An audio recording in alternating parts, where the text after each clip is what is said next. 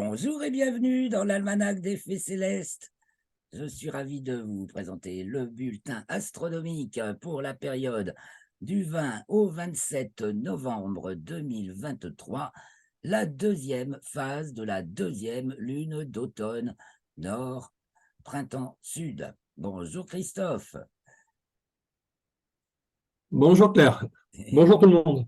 Bonjour tout le monde. Eh bien, j'espère que vous serez nombreux à nous écouter et à mettre vos commentaires et vos questions, vos petits pouces et un petit tip si vous le voulez bien pour aller plus loin. Et puis quoi encore, vous abonner à la chaîne, bien entendu, si ce n'est déjà fait. Merci beaucoup. Alors, on attaque cette semaine, donc cette montée vers la pleine lune du premier quartier le 20 novembre à la pleine lune le 27. Entre-temps, le soleil entre dans le signe du Sagittaire le 22 novembre. Et voilà pour le soleil qui arrive aussi devant la constellation du Scorpion. Il va faire son petit passage devant la constellation du Scorpion. Et voilà pour le soleil. Et puis après, la lune du premier quartier, donc, où elle culmine au début de la nuit, au coucher du soleil, et se couche au milieu de la nuit, jusqu'à la pleine lune, où de jour en jour, elle est de plus en plus grosse, elle est gibbeuse, croissante, présente dans l'après-midi, enfin, elle se lève dans l'après-midi, de plus en plus tard, culmine en première moitié de nuit, de plus en plus tard, et se couche en deuxième moitié de nuit, de plus en plus tard, jusqu'à la pleine lune, où elle se lève au coucher du soleil et culmine au milieu de la nuit et se couche au lever du soleil. On va regarder tout ça de plus près. Cette semaine, la Lune est conjointe aux planètes Saturne. Ça attaque avec le premier quartier avec Saturne, puis avec Neptune, puis avec Jupiter et Uranus. Donc, c'est pas la semaine pour chercher à voir Neptune et Uranus, puisqu'elles seront noyées dans l'éclat de la Lune. Mais en revanche, pour voir des spectacles faciles, Lune, Jupiter, Lune, Saturne, c'est possible partout, même en ville, ça. Et donc, je vous invite à ouvrir l'œil si le rideau des nuages se déchire un peu. Ça arrive.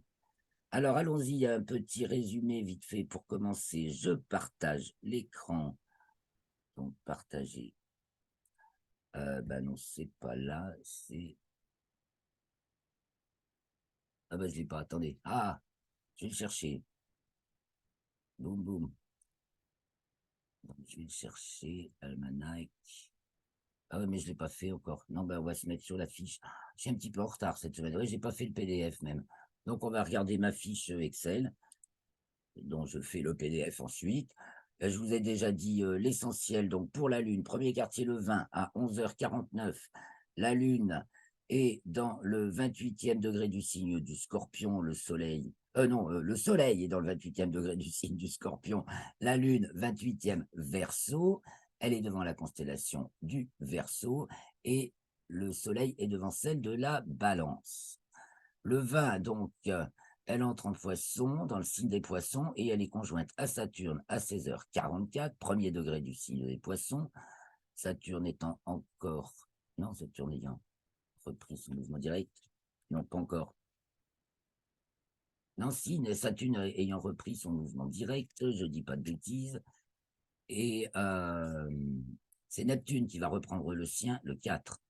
Donc le 22, mercredi 22, la Lune est conjointe à Neptune et juste avant, elle est au périgée, mardi 21 à 22h07, donc au plus près de la Terre. Donc les choses s'accélèrent. Elle est conjointe à Neptune à 9h44 le 22. Donc le Soleil entre dans le signe du Sagittaire le 22 aussi, mercredi à 15h02. Donc les petits détails. Donc, signe du Sagittaire, longitude 240 à 270 degrés. Quand le Soleil entre dans le signe du Sagittaire, il est toujours à la déclinaison moins 20 degrés 8 minutes et il continue encore à descendre jusqu'à moins 23 degrés 26 minutes le jour du solstice de décembre. Et donc, il reste dans le signe du Sagittaire jusqu'au solstice. qui advient le 22 décembre à 4h27. Et puis, en ascension droite, en fait, les tranches de 2 heures d'ascension droite dans le plan équatorial se décalent quand on en milieu de saison, hein, pas au moment des équinoxes ni des solstices. Là, le soleil, quand il entrera dans le signe du Capricorne, il sera à 18 heures d'ascension droite exactement. En revanche, là, il passe à 16 heures d'ascension droite le 24 novembre seulement à 16h40. Donc pendant 2 jours, du 22 au 24, le soleil est dans le signe du Sagittaire, dans le plan écliptique, et signe encore, pré-signe Scorpion encore jusqu'au 24 novembre, 16h. Bon, je reviens sur cette digression sur le rapport des plans écliptiques et équatoriaux. Le plan de l'écliptique, je rappelle, c'est le plan Terre-Soleil dans lequel la Terre tourne autour du Soleil. Et le plan équatorial, c'est le plan de l'équateur terrestre prolongé dans l'espace. Il y a donc un angle de 23 degrés 26 minutes entre les deux. Alors, maintenant que le soleil entrait dans le signe du Sagittaire, mercredi 22 novembre, à 15h02, et ben, la Lune entre dans le signe du Bélier. Voilà, ça va déclencher, ça va être nouveau tout ça. Et puis, comme le soleil entre dans le signe du Sagittaire du point de vue géocentrique, ça se traduit du point de vue héliocentrique par le fait que la Terre entre dans le signe des Gémeaux, donc opposé. Il y a un décalage en heure parce qu'on prend les coordonnées apparentes de la date. Donc, ça tient compte de tout un tas de paramètres qui font que ça ne donne pas à la même heure, mais c'est une réciprocité totale, en fait. Hein. Jeudi 23, la Lune passe en déclinaison nord. Bah oui, elle vient d'entrer dans le signe du Bélier, donc ça s'accompagne tôt ou un peu avant ou un peu après de son passage en déclinaison nord. Voilà, cette semaine, le Soleil est carré à Saturne, donc c'est le dernier carré de Saturne. Elle était en conjonction au mois d'août, à l'opposition, oui, au mois d'août, je retrouverai ça. Et donc, elle sera en conjonction au mois de février. Donc, entre les deux, ben, c'est le dernier carré. À partir de là, on ne voit plus la voir dans le ciel qu'en début de nuit et ben, elle va se coucher de plus en plus tôt. Donc, si vous voulez encore observer Saturne, c'est possible, profitez-en et ça va aller en diminuant le temps d'observation et les conditions. Donc, le soleil, comme je vous l'ai dit tout à l'heure, arrive devant la constellation du Scorpion vendredi 24, devant laquelle il passe 5-6 petits jours. Donc, jusqu'au 30 novembre, il arrive devant Ophiuchus le 30 novembre. Et donc, je crois que ça va le faire tomber dans le 8e degré du Sagittaire. Mars entre dans le signe du Sagittaire également, vendredi 24 à 11h14 jusqu'au 4 janvier. Mars en géocentrique et dans le signe du Sagittaire. Donc, la Lune passe à son nœud ascendant vendredi 24 à 12h pile. Et donc, elle passe aussi en latitude écliptique nord. Donc, vous voyez, tout au long de la semaine, la Lune monte en déclinaison, elle passe en déclinaison nord, monte en latitude, elle passe en latitude nord. Cette semaine, ça monte. Vendredi 24, la Lune entre dans le signe du Taureau à 21h28 et samedi 25, Mars, qui est tout près du Soleil, puisqu'elle y était conjointe le 18, arrive aussi à son tour devant la constellation du Scorpion et elle s'y trouve jusqu'au 5 décembre et elle arrivera alors devant Ophiuchus, un peu après le Soleil, puisque maintenant Mars, totalement invisible, passe dans le ciel du matin et qu'il faudra attendre encore quelques temps pour pouvoir l'observer, mais elle n'est plus du soir, elle devient du matin. Elle est encore dans le champ du coronographe Lascaux C3, tout près du Soleil. Il n'y a que là qu'on peut la voir. Donc, le lien est toujours dans l'article. Donc, la Lune a son nœud ascendant, la Lune signe Taureau le vendredi 24 à 21h28. Mars arrive dans la constellation du Scorpion samedi 25 à 6h14. Et la Lune est conjointe à Jupiter samedi 25 à 10h42. Donc, à remarquer le vendredi 24 au soir et le samedi 25 au soir. Le vendredi 24, la Lune est à droite de Jupiter et va se coucher avant lui. Et le samedi 25, elle est à gauche. Elle fait une bonne douzaine de degrés depuis la veille. Et donc, on l'observe facilement. Et puis, dimanche 26, la Lune est conjointe à Uranus, qui est tout près de Jupiter, entre Jupiter et les Pléiades. Assez facile à repérer, mais là, dans l'éclat lunaire, c'est plus difficile. Je crois qu'avec des jumelles, on peut quand même essayer. Donc, je ferai l'héliocentrique après. Lundi 27, donc jour de la pleine lune, la lune entre dans le signe des Gémeaux à 1h39 et dans la foulée, elle est conjointe aux Pléiades, donc qui se trouve, elle colle presque aux Pléiades par en dessous, elle est 1 degré 3 minutes juste au sud des Pléiades, ce qui fait qu'évidemment, on ne verra pas trop les Pléiades, hein, juste au-dessus de la pleine lune. Elles sont complètement noyées, on peut les chercher avec des jumelles en sortant la lune du champ. Et donc, c'est la pleine lune à 10h16. Donc, pour observer cette pleine lune, ben, c'est surtout la nuit du 26 au 27. Et cette pleine lune de novembre s'appelle la lune du castor. La lune dans les traditions amérindiennes. Et puis, elle a plein d'autres noms aussi dans d'autres traditions. Voilà. Je pourrais vous les dire, mais vous les trouverez dans l'article. Notre temps est limité. Et puis, après la pleine lune, elle est conjointe à Aldébaran, qui est pas loin des Pléiades, donc l'œil du taureau, l'étoile alpha du taureau. Et là, par contre, elle est vachement au-dessus de Aldébaran, puisqu'elle est tout près en dessous des Pléiades, et elle est très au-dessus d'Aldébaran. Et tout ça, ça se remarque facilement. Et puis, pour clore la semaine, le 27, Mercure atteint sa latitude minimale en géocentrique, en dessous du plan de l'écliptique, donc ce qui la rend, pour nous, l'hémisphère nord, pas facile à observer. Mais on peut tenter sa chance cette semaine. On va regarder ça, puisqu'elle sera à son élongation maximale le 4 décembre. Faut un horizon parfaitement dégagé, être le plus au sud possible et avoir des bonnes jumelles. Mais faut vraiment un concours de circonstances atmosphériques exceptionnelles quand même, hein, pour l'hémisphère nord. Donc, à part ça, en héliocentrique, donc du point de vue du Soleil, nous avons Vénus qui rentre dans le signe du Lion le mardi 21 à 7h35. Nous avons Mercure le 21 aussi, qui est conjoint à Pluton et donc qui rentre dans le signe du Verseau jusqu'après, puisque Pluton est dans le 30e degré du signe du Capricorne, hein, en héliocentrique et en géocentrique aussi. Nous avons ensuite, bien, la Terre entre dans le signe des Gémeaux, puisque le Soleil entre dans le signe du Sagittaire le 22. Et nous avons Mercure aussi, qui atteint sa latitude minimale en héliocentrique le lundi 27. Donc, en héliocentrique, c'est toujours 7 degrés en dessous, dans ce cas, quand c'est latitude minimale en dessous du plan de l'écliptique, latitude sud, et latitude maximale plus 7 degrés quand c'est latitude nord. Bon, elle passera son nœud ascendant le 16 décembre, donc elle va remonter par rapport au plan de l'écliptique.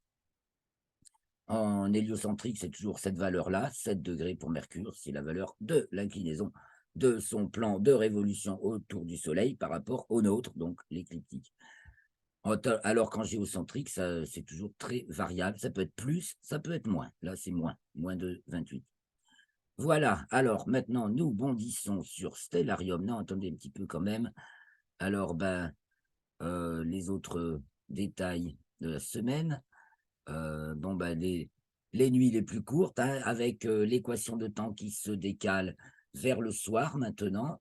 Donc, le jour perd considérablement sur le matin et perd un petit peu encore sur le soir. Et vous allez voir que ça va bientôt s'arrêter.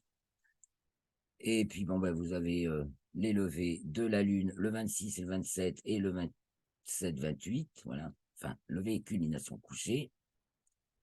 Nous avons à l'occasion d'observer des occultations d'étoiles par la Lune le 21 novembre et le 24 novembre. Donc, les dates, les heures qui sont variables selon la localisation, donc à chercher sur Stellarium, sont marquées en gras quand c'est le moment intéressant d'observer. Donc, c'est intéressant d'observer ces phénomènes.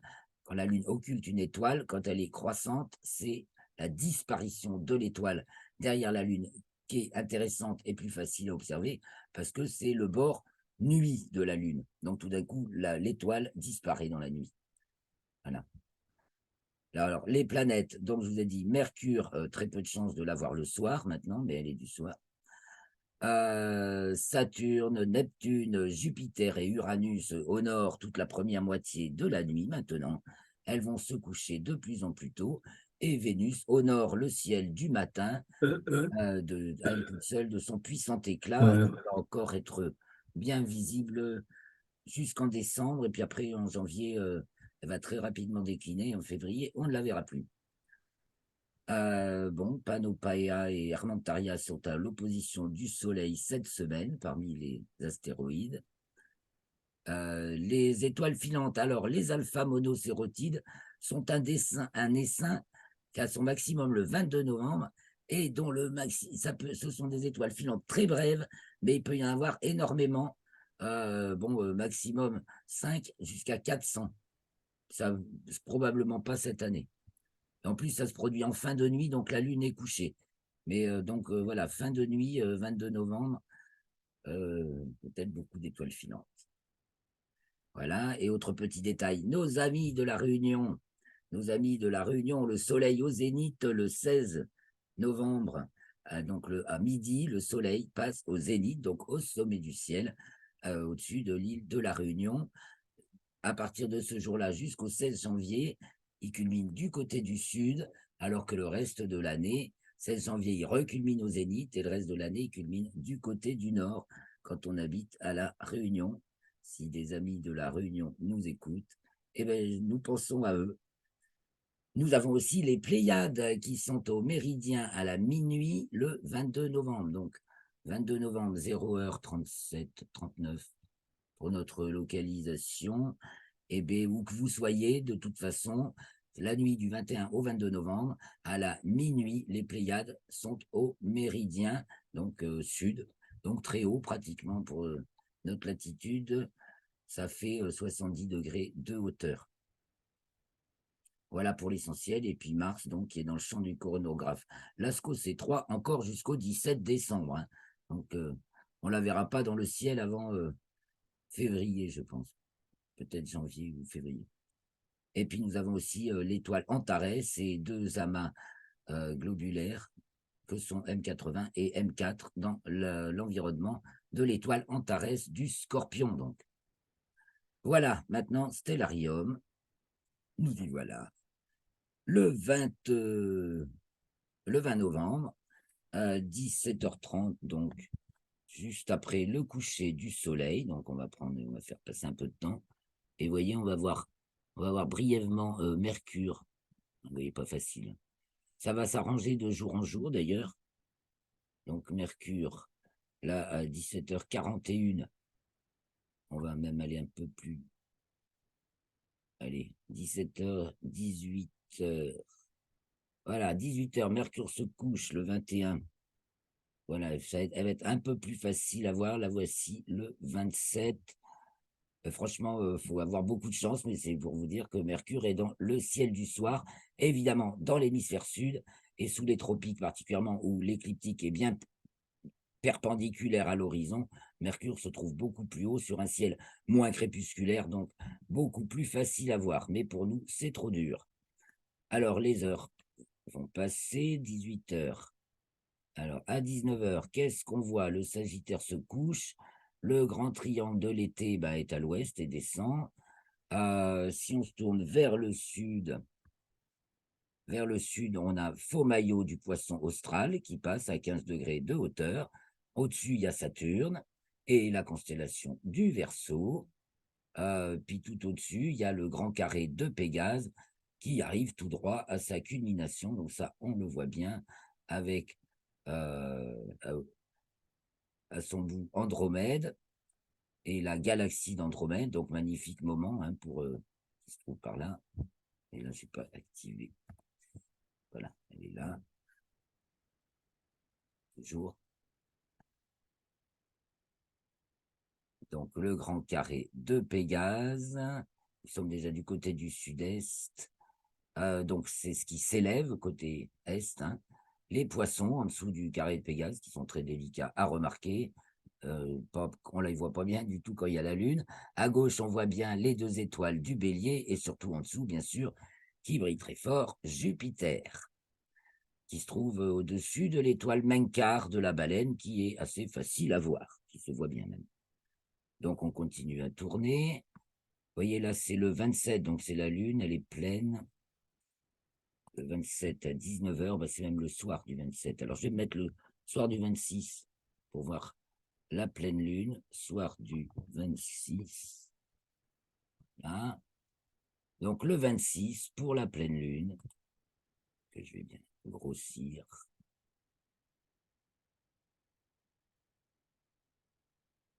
Vous voyez, tout à côté des Pléiades. Et donc, elle est pleine. Elle est pleine à 10h40, 41. Elle se lève à 16h26, soit un petit peu, genre, oh non, 50 minutes avant le coucher du soleil, bon point. Elle culmine à 0h14 et se couche à 6h58. Donc, elle est pratiquement là toute la nuit durant. Et donc, on peut la regarder. Donc, 16h. Le 26, 16h. Du côté de l'est, nord-est. Il y a une grande course. La Lune, la pleine Lune a toujours la course du Soleil à la saison opposée, donc plus ou moins sa latitude. Et là, justement, elle en a encore plus parce elle passe en latitude nord et elle monte. Donc, elle est devant la constellation du Taureau. Elle se lève à 16h26 le lendemain. Elle se lève à 17h40. Ah bah non, trop vite. À 17h01, soit encore avant le coucher du soleil. Vous voyez, si je trace l'écliptique, elle est au-dessus, puis elle s'élève tout droit. Donc le 26, le 27, là, voilà, le 27, 17h01, culmination 1h09, coucher 8h15, voilà, donc pour la Lune qui est de plus en plus pleine. Donc je reviens sur le 26 et un peu plus tard dans la nuit. Donc en début de nuit, je reviens 19h. Au nord-est, nous avons, on verra très bien malgré la Lune, Capella, au nord-est, hein, Capella du Cocher, qui brille très fort, la constellation de Persée au-dessus, et puis au nord, la grande ours qui aura de l'horizon, la petite ours et le dragon qui sont à gauche, à 9h, et puis Céphée qui culmine, voilà, et Cassiopée qui s'élève encore. Et du côté de l'ouest, donc on l'a vu, s'en va au Fucus, c'est le grand triangle de l'été, et Hercule, et voilà, et la tête du dragon qui descend. Donc on va se mettre au nord, on va regarder, on va aller jusqu'au milieu de la nuit, donc nuit du 26 au 27, donc nuit de la pleine lune, 20h. Donc vous voyez, à droite ça monte, à droite du nord ça monte, à gauche du nord ça descend. La grande ours s'élève, Capella s'élève, Persée s'élève, je vais réduire un peu le champ parce qu'on va voir que Persée passe au zénith au milieu de la nuit. Au nord, donc 22h, 23h, tout le monde tourne autour de l'étoile polaire, n'est-ce pas? Il y a qu'elle qui ne change pas de place. 0h, et puis, donc voilà, grille azimutale, donc ici on voit le zénith, le sommet du ciel, et donc Persée est au zénith, au milieu de la nuit. Si vous allongez par terre, vous avez Persée qui passe, qui nous coiffe. Du coup, du côté de l'Est, en milieu de nuit, apparaissent le lion et s'élèvent le cancer et les gémeaux et la tête de l'hydre, assez facilement identifiable, et puis brille très fort. Le grand jet de l'hiver, du côté est-sud-est, avec tout le monde élevé, les 3 mages d'Orion, donc Alita, Kalila, Mintaka.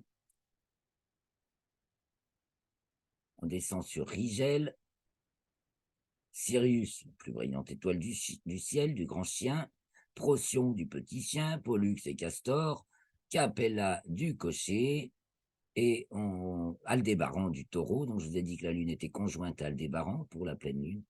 Et donc, vous voyez, assez haut, hein, et tout près des Pléiades. Et Bételgeuse, voilà, et on forme un beau G comme ça, et qu'on l'appelle le grand G de l'hiver. Voilà ce qui est donc en train de s'élever au milieu de la nuit, tandis qu'au sud culmine l'Éridan.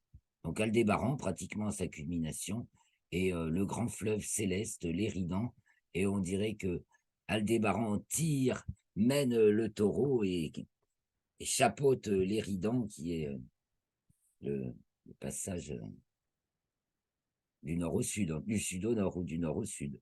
Voilà, alors fin de nuit, donc le reste va se coucher, hein, à l'ouest Pégase et les poissons descendent, s'en vont, Deneb s'en va au milieu de nuit. Nous revoici du côté du nord, au milieu de la nuit, donc l'étoile, la petite ours est suspendue comme une casserole à son clou, et le dragon rase l'horizon, tandis que la grande ours remonte et que la girafe culmine. Et puis donc, on va finir de regarder la nuit. Et puis, on reviendra sur la conjonction de la Lune aux planètes. Donc, 2 heures du mat, le lion s'élève. 3 heures du mat. 4 heures du mat, la Vierge apparaît. 5 heures, Vénus est apparue. Elle se lève un peu après 4 heures. Elle se lève, voilà, elle prend un peu de retard maintenant et elle se lève après 4 heures. Mais reste encore presque 4 heures dans le ciel. Elle est tout près de l'étoile Spica de la Vierge, vous voyez. Elle va bientôt être conjointe à Spica. Et puis à gauche, il y a Arcturus du Bouvier, donc 2 étoiles brillantes et le grand diamant vénusien entre les deux. 5 heures du mat, 6 heures du mat, 7 heures du mat, et voilà. Donc il se commence à faire jour et Vega se lève. Eh bien, on va juste revenir en arrière pour suivre la Lune, donc dans ses conjonctions au cours de la semaine. Donc le 21, d'abord la veille, le 20 pour le premier quartier, elle est conjointe à Saturne. Oh là, il est 23 heures, hein, c'est un peu plus tard. Voilà. On les met un peu plus haut, hein, c'est mieux. Je grandis la Lune pour voir sa phase. Vous voyez, demi-lune conjointe à Saturne le 20 à 21 heures, ici. Donc le lendemain, elle est conjointe à Neptune. Hop, ça va toujours trop vite. Le 21, elle est conjointe donc à Neptune, qui est ici, à droite, et on va la retrouver, je vais mettre Neptune au milieu. Le 22, la Lune, un peu plus grosse, à gauche de Neptune. Donc entre le 21 et le 22 au soir, on peut repérer globalement où se trouve Neptune. On a l'étoile d'Ivda de la baleine. Ça forme presque un triangle avec Saturne, Neptune, d'Ivda. Des petites astuces pour repérer facilement. Donc on attend, ça c'est nous sommes le 22, le 23, le 24, elle est conjointe à Jupiter. Donc voilà, le soir, on voit notre lune gibbeuse croissante, vous voyez, elle a pris du ventre, et elle est à droite de Jupiter. Donc là, Jupiter, c'est une belle figure. On voit Lune et Jupiter au sud-est, déjà haut. Ce monde va passer très haut. Le lendemain, donc le 25, la Lune est conjointe à Uranus. Elle a encore été une fois trop vite. Le 25, elle est conjointe à Uranus. Donc, on l'a à droite d'Uranus, qui est ici. Et puis, le 26, eh bien, elle est passée à gauche d'Uranus. Et elle est tout près des Pléiades. C'est la nuit de la pleine lune. Et puis, le 27 au soir, si on peut aller jusque-là, elle est au-dessus d'Aldébaran. Voilà. Bon, on va en finir avec tout ça parce que le temps passe. Et pour finir ce petit bulletin, je vous propose peut-être quelques images que je vais chercher et puis un petit résumé. Donc, je vais partager mon écran. Il y a juste une chose, Claire, il y a la fusée de Ah bah Musk qui oui. a explosé là. Ah alors, Ça dépend ou chez qui on va chercher les news, parce que du côté du spatial, on est très content de ce deuxième essai, car c'est un grand progrès. Mais après, Alors, les médias grand public, Europe 1, posé, Europe mais 1. attends, arrête, oui, mais il y en a plein, je viens d'en relever. C'est net que les médias grand public traitent l'affaire. euh, alors, photo, oui, traite l'affaire comme un échec et que les milieux spécialisés du spatial savent très bien que c'est un essai et Non, donc que c'est un deuxième essai fort non, probant. mais Voilà, alors je partage l'écran. oui, mais ils ont quand même parlé de félicitations. Bah oui, Ils ont quand félicitations. même parlé de félicitations, hein. Ah oui, alors je suis en direct, il y a une chaîne vidéo super, s'appelle Ufotinique, qui fait tous les lancements spatiaux de toutes les agences spatiales en direct à chaque fois. Et c'est vachement bien. Je mets le lien, bien sûr, dans l'article. Alors, les quelques photos que j'ai à vous partager aujourd'hui. Donc, le lancement du deuxième Starship, c'était donc le 18 novembre. On en reparlera tout à l'heure dans les commentaires astrologiques. Ah, Là, on a ouais, on en l'ISS parlera tout à autour l'heure du parce que ouais. Soleil. L'ISS fête son 25e anniversaire ces jours-ci. Et donc, il y a un très, très bon article de rétrospective complète de toute l'histoire de l'ISS en lien dans l'article qui va paraître prochainement. L'astéroïde Dinginesh, que vient de découvrir, enfin de survoler la sonde Lucie. Le sonde Lucie, c'est une sonde qui est envoyée le 16 octobre vers les astéroïdes troyens de Jupiter, une sonde de la NASA. Et au passage, le 1er novembre, déjà, elle a survolé un astéroïde qui s'appelle Dinginesh, d'un nom éthiopien qui veut dire tu es merveilleux. Et a découvert déjà que cet astéroïde avait une lune, mais double surprise, cette lune est double. Alors voilà, il y a des articles à ce sujet. C'est une première, on n'avait jamais découvert de lune double à un astéroïde. Eh bien, en voilà une. Donc, il y a des articles à ce sujet. Et ça, c'est une photo de Hubble, du télescope spatial Hubble, d'une galaxie irrégulière. Et il y a toute une remise en question, justement, de la classification des galaxies. Et donc, c'est peut-être une bonne chose parce qu'on emploie des termes inappropriés, alors qu'on sait depuis longtemps que c'est pas parce qu'elles sont elliptiques qu'elles sont plus anciennes, comme on le croyait au tout début. Et encore, même Hubble, le fondateur de le Hubble, le monsieur fondateur de cette classification,